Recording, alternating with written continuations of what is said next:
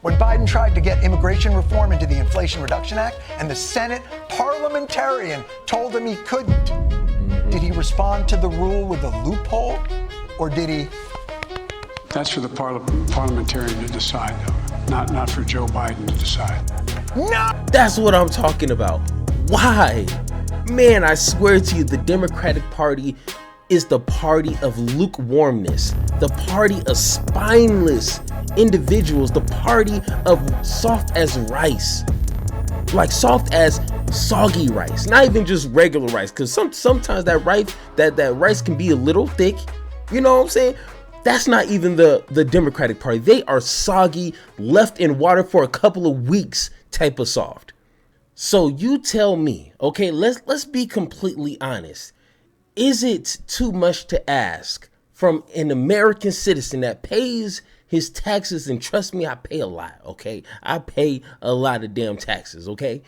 Is it too much to ask from the Democratic Party to just do things that the American people who's voting for you, to get into that office and just do what you need to do?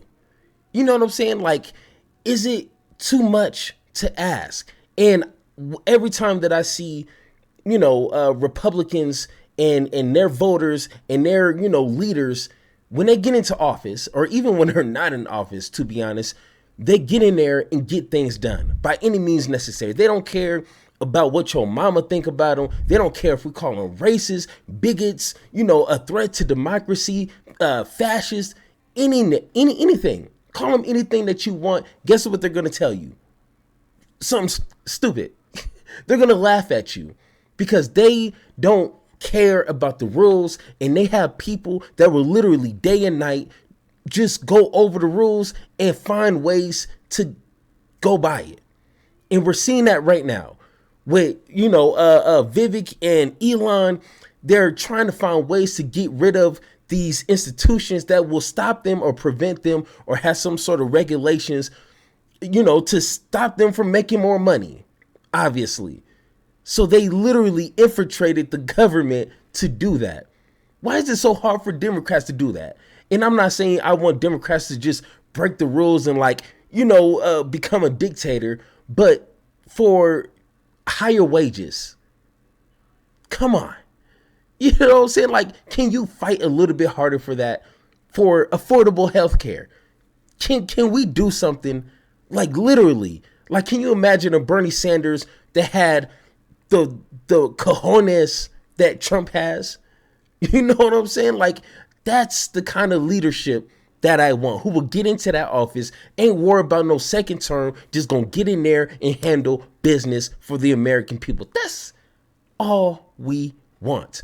But who can say it better than me than this guy right here, Jon Stewart? So let's go ahead and hear what he has to say. Are in the nurse's office because they glued their balls to their thigh. Okay. I didn't know he was gonna start with that. So okay, let's continue. That is what is happening. The election that we just had was a repudiation of the status quo. An overly regulated system that is no longer responsive or delivering for the needs of the people or their beloved behatted squirrels. Oh, R.I.P. Peanut. Government is theoretically a constitutional system of checks and balances between equally powerful branches. But what government actually is an overly complicated Byzantine bureaucratic maze of rules, loopholes to those rules, and norms. Complex enough that A, if you want to find a rule that keeps you from doing something, you'll find it. And B, if you actually want to do something, you can find a loophole to get around said rule. Pretty much. And then the norms are just how often you've had to pull any of this shit. And when I heard Jon Stewart explain it like that, I was like, I knew it, but I didn't know it. And it's like, that makes sense. Like, the norms of who and how long. You know what I'm saying? So, once again, I don't want the Democratic Party to just be some sort of, the Republican Party. Don't want that type of leadership, but I do want some leaders in that office that will just do things to get it done, especially if we voted for them to do these things. It shouldn't be no excuse. Get it done. Get it done, you know? For example, Trump's, let's be generous, provocative and unorthodox cabinet picks. I don't think Hulk Hogan's been nominated yet. I think he's going to be the secretary of Take Your Vitamins! Democrats are positive that the vaunted constitutional rules of the Senate shall be the guardrail to this madness. Certainly we can fight back. The president nominates, the Senate confirms. We're a check and balance. We're there to be a guardrail. The Senate has a constitutional obligation to advise and consent on this nomination. Oh, shit. You want Matt Gaetz, Mr. President? Prepare to be advice and consented, biatch. There is no way for the Constitution to allow you to get past it. The Constitution does give the president power to adjourn the House and Senate on extraordinary occasions. To unilaterally install his most controversial nominees and bypass the Senate confirmation process entirely. That is our government in a nutshell. And the rules say we can stop it. John, hey, slow down, Pim. So, and that's one thing that I slowly been noticing. And I think everyone kind of notices when Trump kind of got into the field. You know what I'm saying? And more so when he got into that presidency. Like, the whole guardrails and the Constitution and, you know, the checks and balances won't allow the president to do X, Y, and Z. Well, at least from my knowledge, we really haven't had a president to really stress test that. You know, like to his fullest potential. And I feel like we just got a taste of it when Trump was in office in 2016. But I feel like if there's any sort of boundaries, any sort of, like, you know, those little bumpers, you know, when the kids are playing on a, you know, little electrical cars, you know, like the little bumpers on the side to keep them safe, we're really going to see if it keeps the kids safe. And me personally, I don't think it's as safe as the Democrats keep saying that it is. But I hope I'm wrong, because shit will hit the fan really quick. The loophole says that. And so what are you left with? The last refuge of losers, the norms. I don't think that's appropriate, and I don't think that's what the founders intended. That is not the custom.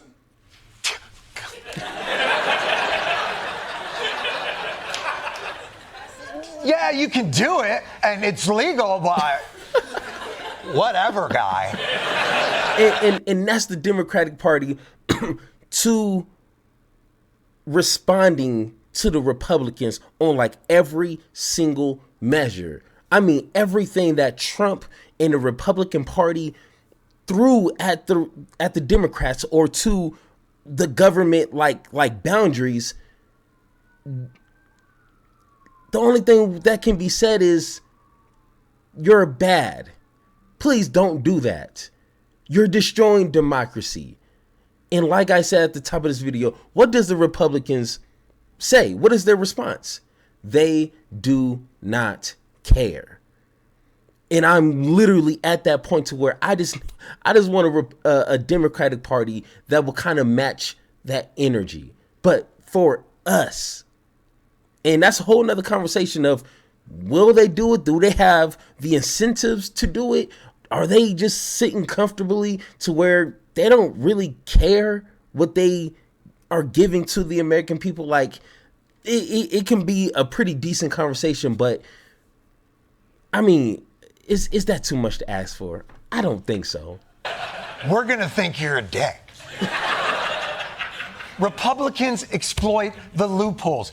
Democrats complain about the norms over and over and over, and it has ghastly consequences. Remember when President Obama nominated Merrick Garland to the Supreme Court? Senate Majority Leader Mitch McConnell refused to give that a vote, saying, well, it's only one full year before the election. It's too close. Now, you could make a case that Obama could violate the norm say the Senate failed their advice and consent, and appoint him anyway, and see whatever the happens. Fight. But they just went, well, we never heard of that rule, but okay. And that's literally smash cut. That's literally what happened. Mitch McConnell bullied the entire Democratic Party. Obama himself bullied him. He said, hey, you ain't gonna do X, Y, and Z, and I dare you to. And the Democrats that don't want to ruffle any feathers, all right, cool. But then as soon as Trump got in, how many Supreme Court judges did he appoint compared to Obama? And that was a problem. Oh, just wait until his 4 years start. Oh my God, it's going to be a disaster. Oh my God, it's game over. 2 months before a presidential election, Trump nominates Amy Coney Barrett to the Supreme Court after the completely unforeseeable death of Ruth Bader Ginsburg. And as you can imagine, the Democrats went right to the nearby Kinko's. Behind me is the McConnell Rule. On February 13th, 2016, when Justice Scalia passed away, Senator McConnell said, and I quote, "This vacancy should not be filled until we have a new president." And so Amy Coney Barrett was forced to head back to her homestead, never to be heard from oh, they didn't give a oh, right, I forgot. They didn't give There you go. Look. Let this show be the utterly ineffective hypocrisy finders. I can tell you from experience, it does nothing. You guys be the loophole guys that figure out how to get shit done because they don't give a about your norms. They will exploit any loophole, even if they have to go through clearly closed windows to do it. You would think after Trump's presidency, Democrats would have learned, but they doubled down. When Biden tried to get immigration reform into the Inflation Reduction Act and the Senate parliamentarian told him he couldn't, did he respond to the rule with a loophole or did he? That's for the parliamentarian to decide, though, not for Joe Biden to decide. No! That's what I'm talking about. Why? Man, I swear to you, the Democratic Party is the party of lukewarmness, the party of spineless individuals, the party of soft as rice, like soft as soggy rice, not even just regular rice, because sometimes that rice can be a little thick. You know what I'm saying? That's not even the Democratic Party. They are soggy, left in water for a couple of weeks type of soft. Okay?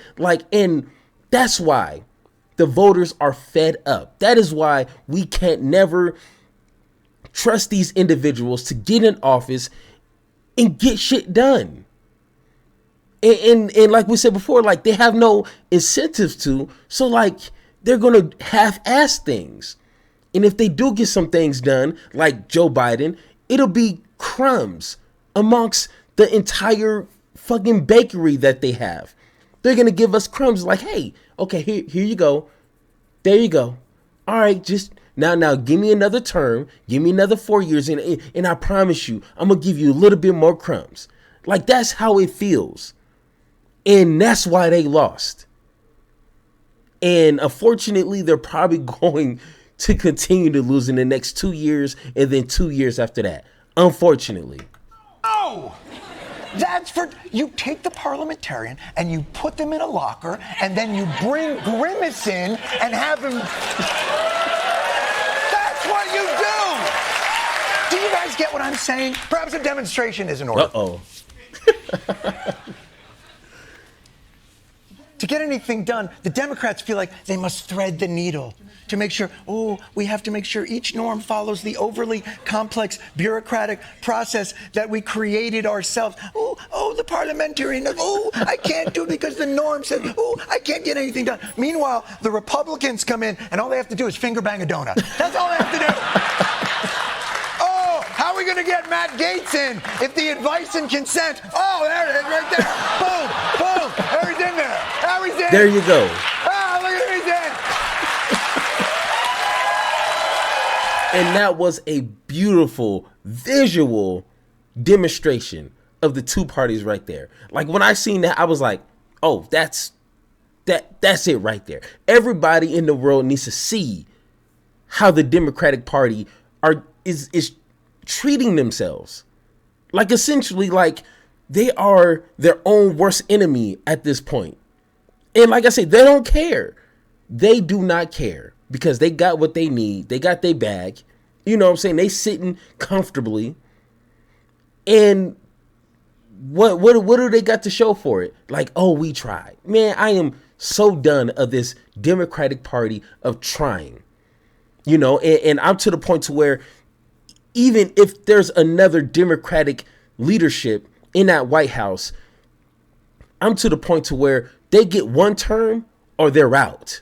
There's no like, you know, normally the status quo is that, you know, usually whoever's in that office will, you know, kind of get reelected. No. That's not going to work anymore. You get one term and that's it.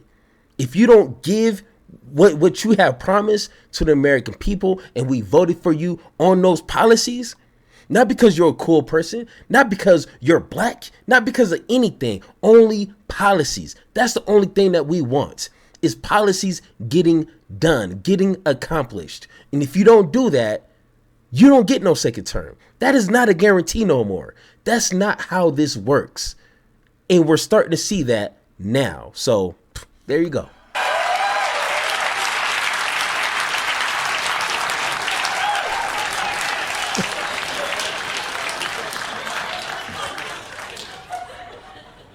Do I have to sleep with this now? I've made you all uncomfortable. Just a little bit. Just a little bit. Now Trump has the House, Senate, presidency, and judiciary. So it's going to get harder, not easier. Democrats are going to have to forcefully play the loopholes. But the good news is you're well set up for it. With the youngest congressional representative ever from New Jersey, 38-year-old LaMonica McIver. Unless, wait, I've got a loophole. What if Joe Biden got his vice president to not certify? No, President Biden, wait, listen to the plan. Joe! Awesome. Hey, you tell me, if you're watching right now, tell me that does not make any sense whatsoever. If the Republican Party can at least pass the evil, senseless, dumbest policies that they can think of, like, you know, forcing kids to, you know, relearn a history that is not true. Just like in Oklahoma, a teacher wants to force kids to pray and read the Trump Bible. So you're telling me the Democratic Party can't increase minimum wage? Is that the excuse? Healthcare. How long have Democrats been saying, oh, you know, we're going to try to, you know, get this, free health care. Oh, man, you know, we can't get this. That's not an excuse anymore. Or even reparations. Oh, I mean, that's been a conversation that's been going on before I've been born. You know what I'm saying? And I guarantee it's probably going to continue to just be a conversation. But look at Trump. Oh, he's getting reparations for all the white folks who have been victimized by DEI. Oh my. But they didn't have no institutions to have the conversations, and they have another institution to look at the numbers and figure this out. He just came out and said, hey, guess what we gonna do? We gonna give reparations to all the victims of DEI, which is not even a real thing to be a victim of. But it's happening. It is literally happening. So I am done of listening to voting for weak people, weak individuals that want to lead the Democratic Party and continue to give us crumbs. That's not going to work anymore. You know, so that's why I'm here. So once again, if you guys agree or disagree with anything that I said in this video, let me know in the comments down below, or hit that Discord link so we can have that one-on-one talk. And like always, let's have that conversation.